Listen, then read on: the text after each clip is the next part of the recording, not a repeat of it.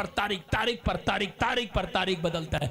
लेकिन 1 साल के बाद कहता कबाड़ का कचरा बनकर साइड में खड़ा हो जाता है। याद रखना, जो परमेश्वर के खिलाफ खड़ा है कह रहा वो बर्बादी का कचरा बनने वाला जल्दी यीशु के नाम में।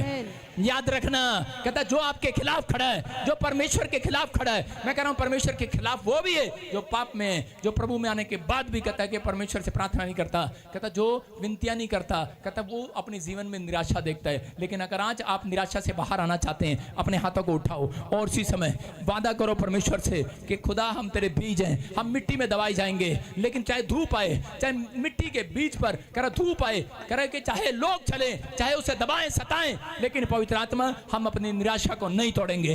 हम आशा रखेंगे कि सच में हम सताए तो जाते हैं, हम दुख में तो रहते हैं, लेकिन हम कहता दबे नहीं रहते, हम बाहर आएंगे, हम संकटों से बाहर आएंगे, हम हर चीज में आशा को प्राप्त करते हैं। निराश ना हो, जो भी कुछ हुआ बोलो अच्छे के लिए हुआ, पवित्र आत्मा जो भी कुछ हुआ मेरी लाइफ में अच्छे के लिए हुआ। मैं आज रात के बाद फिर से परमेश्वर से आशीष पाऊंगा। आमीन बोलकर आज, आमीन बोलकर आज, आमीन बाहर आ जाओ, आमीन बोलकर आज, बोलो मेरे दिन अच्छे आ रहे हैं, मेरी लाइफ में बढ़ोतरी के दिन आ रहे हैं, मैं आशीष में बदल रहा हूँ यीशु के नाम में।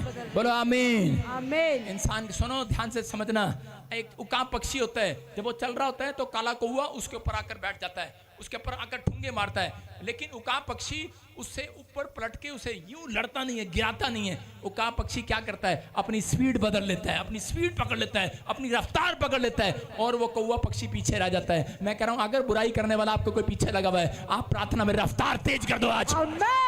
अगर कोई आपकी नामधराई करने वाला लगा हुआ है, अपनी रफ्तार तेज कर दो आज, अपनी प्रार्थना में रफ्तार तेज कर दो, अपना ध्यान बाइबल में कर दो, अपना ध्यान चर्च में आने में कर दो।